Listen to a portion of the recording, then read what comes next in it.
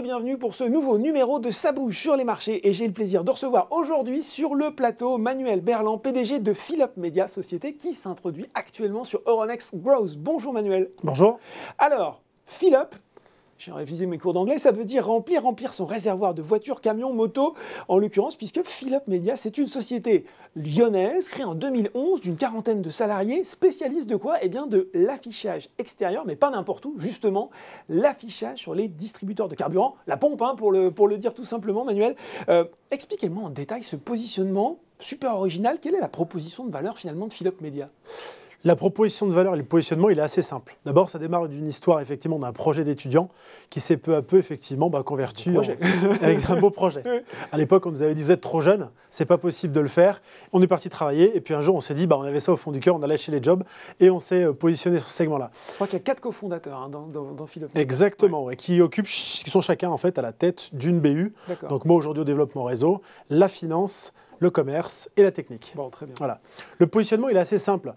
En 2006, justement, quand on fait ce mémoire, on discute avec Albert Asseraf, qui à l'époque était en charge des études chez JC Decaux. Il nous dit, le média du futur, il est qualitatif, quantifiable et doit entretenir une relation intime avec son audience.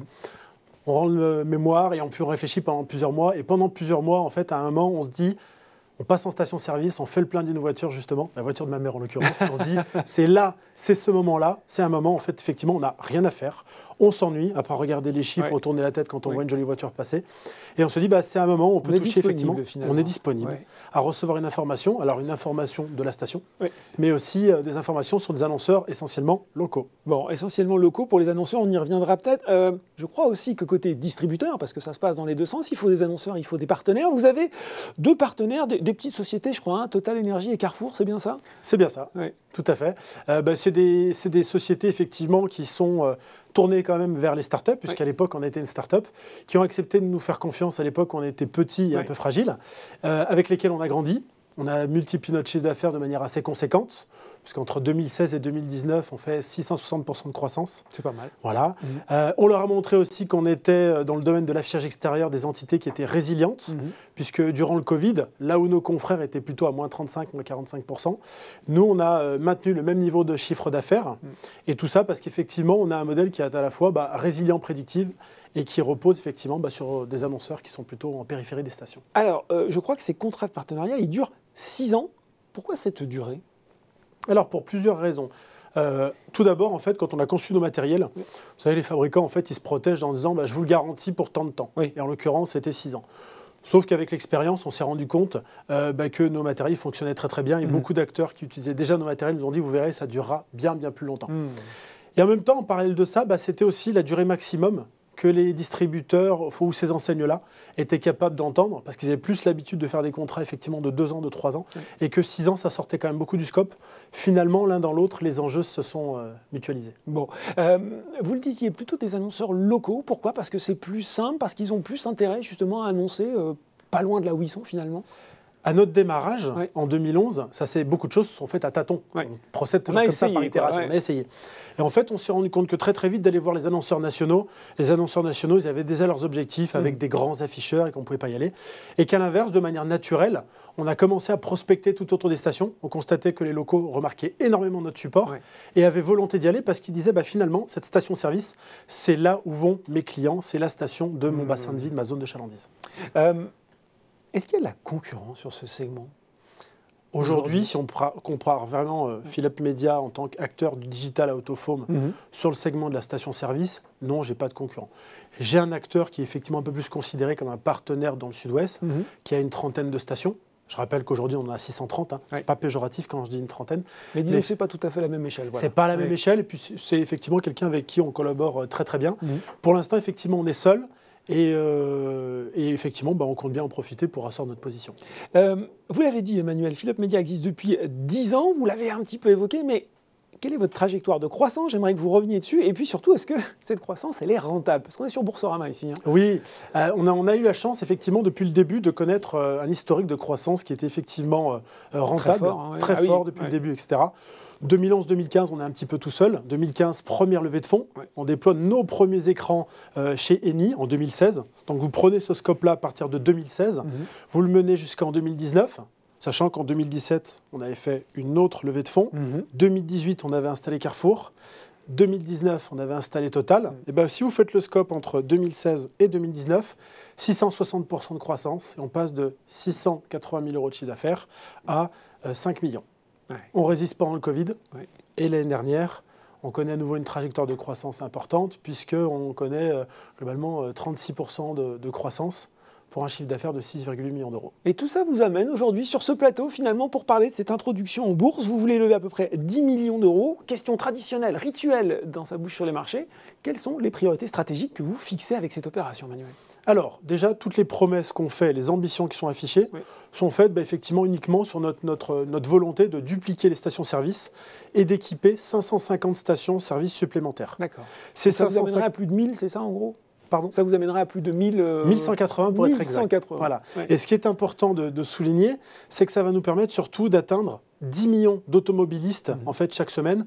On estime globalement qu'il y a un parc automobile en France de 32 millions et une vingtaine de millions qui circulent en fait régulièrement de manière hebdomadaire. Ça veut dire qu'on aura un média qui sera en capacité de toucher 50% de la cible automobiliste chaque semaine.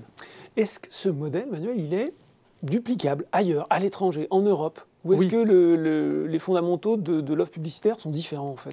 Alors, il est totalement duplicable. On a eu la chance, grâce à Total, de bénéficier d'un programme d'accompagnement qui s'appelle Total Pool PME. Ça nous a permis d'aller rencontrer en fait, les dirigeants de la Belgique, de l'Allemagne, et d'aller voir en fait, les stations locales. Donc déjà, au niveau des pompes, le matériel est le même. Donc installer les écrans sur une pompe en France ou en Allemagne ou en Belgique, c'est exactement la même chose. Bon. La vraie question qu'il va falloir qu'on se pose, et ça effectivement c'est des questions d'entrepreneurs, c'est de se dire finalement comment fonctionne le marché. Puisque l'Allemagne comme en Belgique, il y a de la publicité. Est-ce qu'on est effectivement sur un marché qui est drivé par le local, par le national ? Est-ce qu'on est sur un système qui est assez hétérogène comme en France ? Ça sera les questions effectivement à déterminer, mais en tout cas les portes et les relations sont déjà nouées. Bon, comment tout ça se traduit, là forcément aussi je suis obligé de vous poser la question, en objectifs financiers à moyen terme ? Et puis une deuxième question quand même, on est dans un contexte assez incroyable en ce moment, d'inflation, d'essence chère, de transition en cours dans l'industrie automobile. Est-ce que ça peut venir impacter votre business model ? Alors déjà peut-être sur les objectifs financiers. Voilà, alors les objectifs financiers dans un premier temps, notre objectif c'est de réaliser 26 millions d'euros de chiffre d'affaires en 2025. Voilà, avec effectivement une rentabilité, un EBITDA qui sera assez fort, un résultat net aussi. Donc notre objectif, effectivement, c'est celui-là. Et à partir de 2025, on en parlait, c'est d'aller à l'international. Aujourd'hui, si on va basculer sur la seconde question pour le contexte, nous avons la chance d'être un petit peu à l'abri des éléments conjoncturels. Tout simplement parce qu'aujourd'hui, notre business model il repose sur des locaux. Ces locaux, ils ont besoin de communiquer et on leur offre une solution qui est efficace avec un coût qui est accessible. Attention, ça ne veut pas dire qu'on est immortel, c'est pas ce que je veux dire. Mais c'est qu'aujourd'hui, globalement, on est quand même aujourd'hui en mesure de dire que les personnes auront toujours besoin pour l'instant de carburant pour se déplacer, etc. Alors ils se déplacent peut-être un peu moins sur l'axe loisir, mais ils se déplacent toujours en semaine pour l'axe professionnel. Donc du coup, il est vrai qu'on a cette chance-là d'être peu impacté actuellement. Et être sur des bornes électriques, parce que là, on reste encore plus longtemps à la station sur une borne électrique. C'est ça. Alors ça, c'est effectivement notre projet. C'est un projet qu'on a construit il y a à peu près 2 ans, qu'on a fait évoluer, qu'on a co-construit d'ailleurs avec tout un tas de partenaires. Sur la partie électrique, aucun sens de mettre un écran sur une pompe, puisqu'on sort de sa voiture, on se branche et on s'en va. La recharge dure 20-40 minutes, donc aucun intérêt. Là, on pourrait se dire, ça ne sert à rien, l'écran Philips Media. Ils auraient bien raison de le penser. Nous, notre volonté, elle est ailleurs. C'est plutôt de se dire, on va mettre effectivement, on va remplacer le totem de la station-service que vous connaissez actuellement, qui affiche le prix, etc. Nous, notre volonté, c'est de mettre un écran de 2 mètres carrés sur un mât de 2,30 m de hauteur. Et sur cet écran, en fait, de consacrer un quart de la surface de l'écran pour des données type quel est le coût de la recharge de 100 km.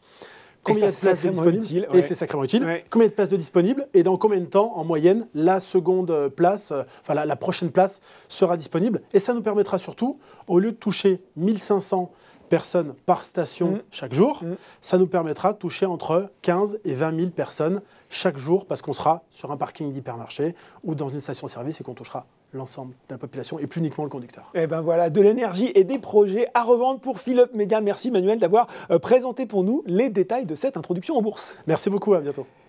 Et si vous avez été convaincu par cette présentation, je vous rappelle que la période de souscription, elle est ouverte jusqu'au 23 juin pour un prix ferme de l'action à 10 €. Ça bouge sur les marchés. C'est fini pour aujourd'hui. À très bientôt pour un nouveau numéro.